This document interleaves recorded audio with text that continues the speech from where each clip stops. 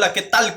Soy Sayayin, aquí estamos nuevamente y bueno, hoy vamos a hablar del paraíso perdido, que es, según hemos dicho alguna vez aquí, una quizás la mejor obra que se ha escrito, el mejor poema que se ha escrito en el idioma inglés y uno de los más aburridos que se ha escrito en cualquier idioma, según lo dice Borges, no lo digo yo. Es un poema de Milton.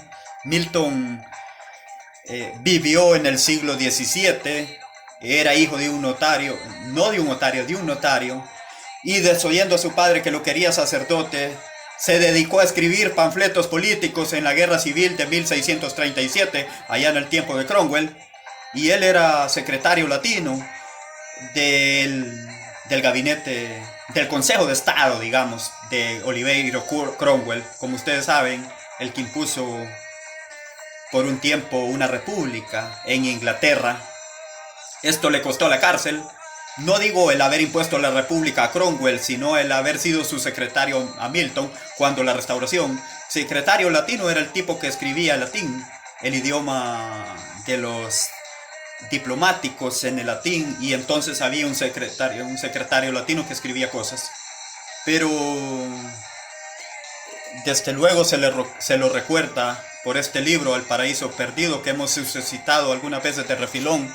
Recuerdo particularmente cuando suscitamos el crollo en el que Milton escribe el poema, son 12 libros, impone el objeto de la obra y hace una defensa del verso no rimado en el que escribe el libro, defensa que hemos expuesto extensamente en la charla al respecto.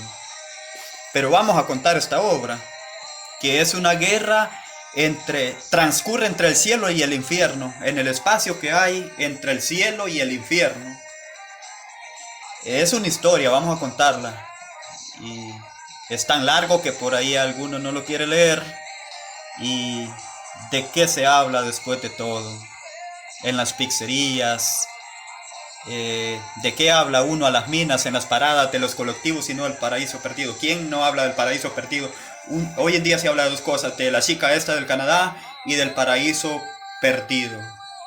Y como este es un programa sensacionalista, según se sabe, nosotros elegimos el tema de más fácil penetración, el paraíso perdido. Bueno, Satán es el protagonista. Satán es el protagonista, el más bello de los ángeles. Bueno, lleno de orgullo y de soberbia, se rebeló contra el Creador, perdió y fue precipitado con sus compañeros de rebelión en ese abismo sin fin de caos que llamamos infierno, el más triste desierto, devastado, horrible morada de forma redonda. Dice más bien Milton, siguiendo a Dante, que como un horno enardeciente arde por todas partes. Dice que hay llamas sin luz y tinieblas. Bien. También dice que hay tinieblas visibles. No está tan mal eso. Bueno, desde ahí sabemos que no penetra la idea de la esperanza y bueno, ahí nadie está a salvo. Precipitados con los muchachos que han sido derrotados. Esta lucha ya ha sido durante el paraíso perdido. Lo que hay es otra cosa. Lucifer mira aquel reino feliz del que ha sido arrojado, lo mira con nostalgia pero sin arrepentimiento, no se arrepiente de lo que ha hecho, y convoca a un consejo de diablos y abre una discusión acerca del modo de vengarse de Dios. ¿Qué tenemos que vengarnos? Y Satán examina la posibilidad de una nueva batalla, de pelear otra vez con Dios. Algunos apoyan esta idea, por ejemplo Moroch, que es el más belicoso, y dice, vamos a hacer otra batalla, qué sé yo. Otros son más cautos. Está Mamón, que se opone a la lucha y propone aislarse y formar una especie de imperio infernal, digamos, resignado a la derrota. Y después hay una propuesta de Belcebú, el señor de las moscas, que propone la conquista y ruina de un mundo que Dios acaba de crear. Quiere decir que estamos en el momento en que Dios ha creado el mundo, que es posterior a la lucha entre las fuerzas del bien y el mal. Es posterior a la caída de Satán, la creación del mundo para morada del hombre, la criatura que viene a coronar esta obra divina. Entonces Belcebú propone combatir a Dios en ese mundo que acaba de crear. Propone la conquista y arruina ese mundo. Y esta propuesta es aceptada, para descubrir este mundo nuevo que todavía no conoce el diablo. Es designado el propio Satán. Satán va hacia las puertas del infierno para salir de él, y con puertas enguarnecidas por sus hijos, el pecado y la muerte. Se abren esas puertas y el diablo contempla el abismo que media entre el cielo y el infierno y se lanza en vuelo hasta el espacio. Dios lo ve salir del infierno y se lo muestra a su hijo que está a su diestra y le predice el éxito del diablo en esa empresa y de ese mundo recién creado. Pero también declara su eximio de perdonar al hombre que va a sucumbir, pero no por maldad propia por el diablo, sino por haber sido seducido.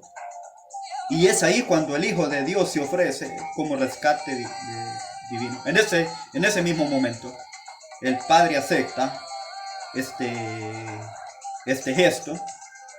Muy bien, pasa Satán a la órbita del Sol, donde se encuentra el arcángel Uriel, que es el encargado de aquella esfera, como sabe todo el mundo. Toma la experiencia de un ángel inferior, se hace el lotario y bueno, y le manifiesta toda creación.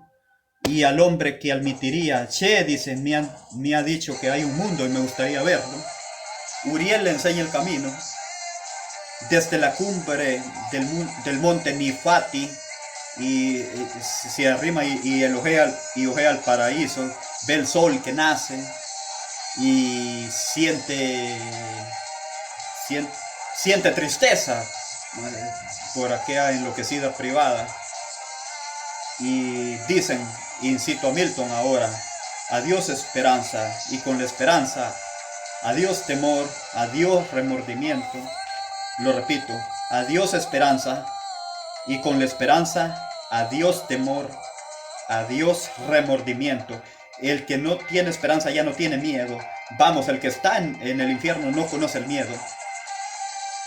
Tú, oh madre, serás mi vida.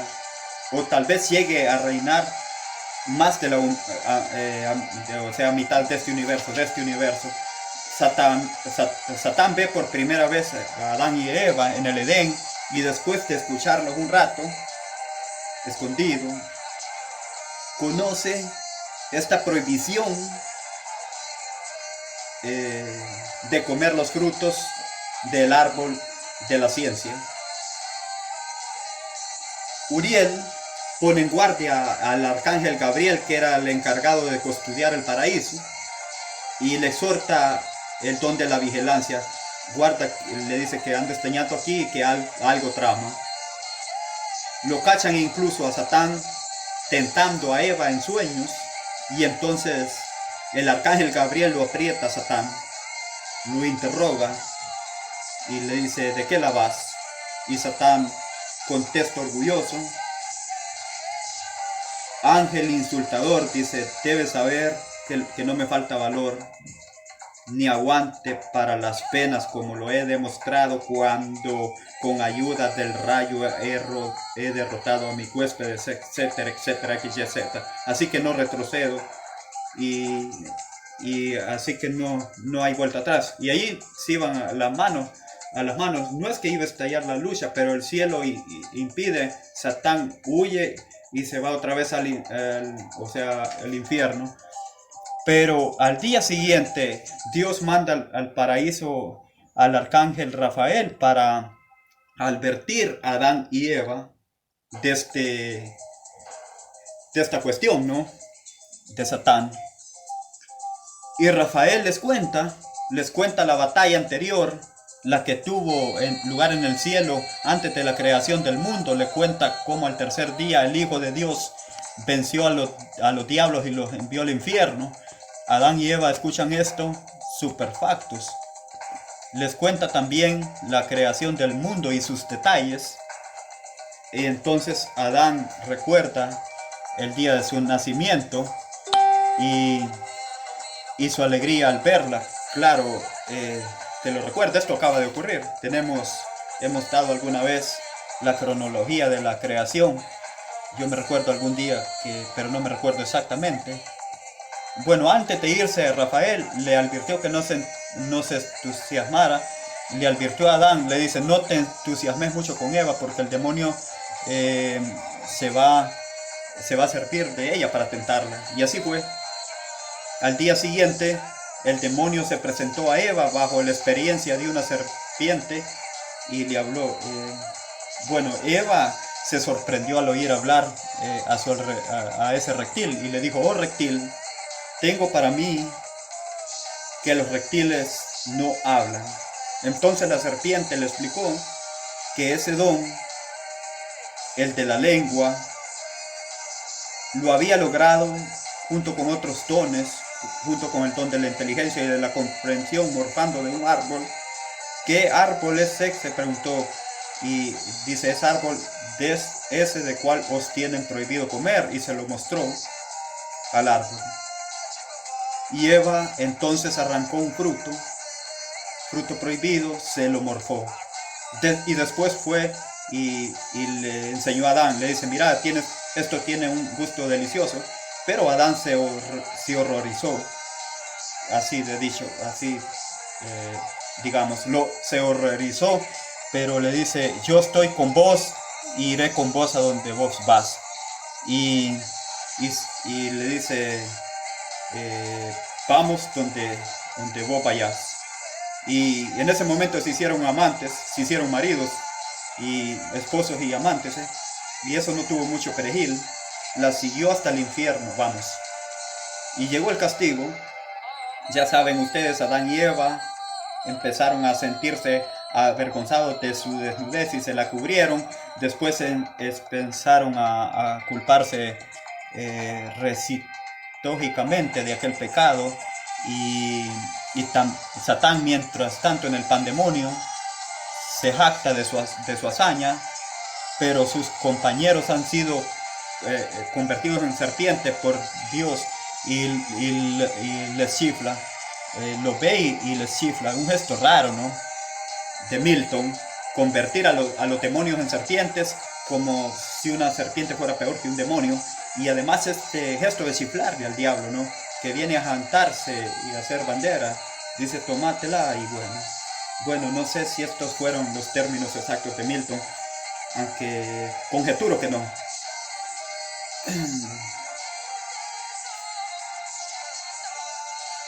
El pecado y la muerte, los hijos de Satán, otro ahuyentamiento a través del caos para llegar al mundo creado por Dios con mayor facilidad. Adán y Eva, por lo tanto, imploran pecado humano. Ya los muchachos ya están fuera y fueron condenados a abandonar el paraíso, y Eva a concebir con dolor, y Adán a dar el pan con el sudor de su frente. El arcángel Miguel y una flota de querubines, que fueron los que se encargaron de ejecutar esa orden judicial de arrojarlos del paraíso a Eva y Adán. Miguel llevó a Adán a la cumbre de un monte y ahí le mostró el futuro. Todo lo que iba a ocurrir le mostró, hasta el diluvio y aún después hasta la segunda venida de Cristo, cuando el paraíso y la tierra serán la misma cosa. O es decir, Adán y Eva quedó convencido de que, como que usted diga que el continente más grande es Gran Bretaña, y que es al tamaño de la tierra, porque es el más grande, y porque tierra en inglés se dice eh, o sea, terra, y en latín también se dice terra. Entonces, Gran Bretaña, como que usted diga que es el continente más grande y es al mismo tamaño de la Tierra. Bien, eh, en la ladera del monte al regresar encontraron esperanza. Miguel los acompañó fuera del paraíso, les explicó la venida de Cristo y su triunfo final y los dejó. Miraron atrás y allí vieron la espada flamígera del arcángel, así unas caras terribles de los querubines que quedaban guardando la puerta del paraíso para que ellos no pudieran volver ahí. Y la obra de Milton termina casi en una película esperanzada, con Eva y Adán ingresando de la mano a este mundo de partos dolorosos y de trabajos fatigosos. Y lo que es más importante del mundo, que el mundo queda y uno se muere. Milton escribió esta obra cuando estaba pobre, cuando estaba sin amigos y cuando estaba ciego. En ese estado escribió El Paraíso Perdido en forma más importante de la moderna obra posiblemente. Y esto no significa nada. Hay gente que percibe o cree percibir que las obras importantes son esas de la cierta infelicidad. Otros prefieren escribir bajo la influencia de un bienestar. Yo no estoy seguro nada de esto. Y ahí está el ejemplo de Woolstorp, que dijo que no había que escribir influido por el dolor, particularmente sobre el asunto que se alcanza, sino con el recuerdo del dolor, el dolor perturbado. Pero esto es cuando uno escribía acerca del motivo de ese dolor, cuando uno escribe acerca del paraíso perdido, a no ser que uno esté justamente, seriamente dolido justamente por ese asunto, o de la seria situación del dolor.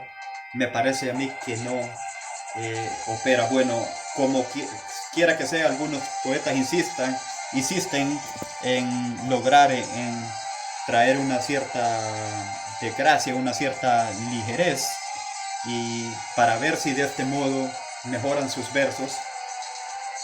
Cuando uno es un mejor poeta, seguramente sus poemas o sus versos mejoran, y cuando hay desgracia no hay forma de que a uno le mejore sus versos.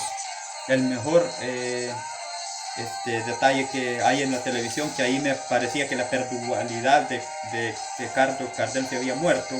Entonces yo le dije a un tipo que yo tenía la sensación que los mejores tangos Carlos Gardel los había grabado en vida, y que, o sea, estamos llegando casi al final, y fantástico, ¿verdad? Y que por otra parte había personas que, o sea, que insistían en morirse una y otra vez sin conseguir, o sea, mejorar un lápiz desde su cama. Bueno, ciegos hay muchos, pobres hay muchos, y personas que han padecido en la cárcel también. Y El Paraíso Perdido solo lo escribió Milton. No es una mala historia esta, no es una mala historia. Algún día le voy a dar más detalles, o a lo mejor mañana me emperro y le doy más detalles, o dentro de 30 segundos. Pero imagínense, si todo este libro se lo llego a contar como lo contaba Milton, nos llevamos acá 6 años. Pero ¿a quién dedicarle esta historia? Es decir, si dentro de 30 segundos me emperro, le podría llegar a contar más. Yo particularmente creo que el libro existe, y hasta estoy cierto de haberlo visto alguna vez. Hoy voy a mandar los saludos. Saludos, ¿verdad?, a todas las personas que se actualizan en YouTube. Y entonces, ¿a quién podemos dedicar esto? Entonces a Milton. Déjense de embromar, no busquemos más, no busco más. Si vemos que estamos hablando del Paraíso Perdido, el tipo se rompió el alma, fue secretario de Cromwell, se queda sin amigos, queda pobre sin amigos, y luego escribe El paraíso perdido, y luego viene uno y habla del paraíso perdido, se dedica a Dante, y yo Milton me enojo, ¿eh? Ahí donde estuviere digo, escúchame, ¿a qué estamos jugando? Entonces a John Milton, el poeta ciego y secretario latino de Cranwell, de Oliveiro Cranwell, aquel poeta que abominaba de la rima, es el objeto de nuestra dedicatoria de hoy. Y también aquellos otros que también han perdido paraísos, no por soberbios, sino por mala suerte. Y Cruz decía que no hay mejor paraíso que el paraíso perdido.